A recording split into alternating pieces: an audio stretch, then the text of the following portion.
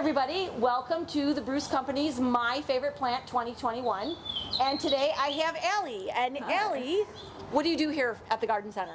I work in the nursery helping customers and taking care of the plants. And unloading trucks Yes. and watering, Yeah. and there's a lot of stuff that the folks out in the nursery do. But what's your favorite of all the things? I bet not working out in the rain unloading trucks. No, I enjoy talking to customers and helping them with their questions.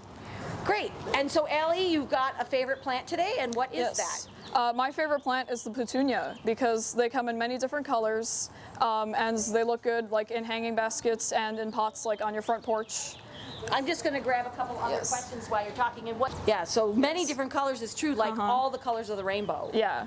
Yes, definitely. And I've even seen some that are maybe like a little bit of chartreuse yellow, so you really do have every single color. So thanks, Alli. It's been great talking to you and learning about your favorite plant.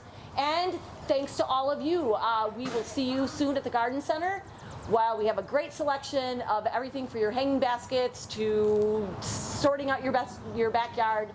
And happy spring from all of us here at the Bruce Company.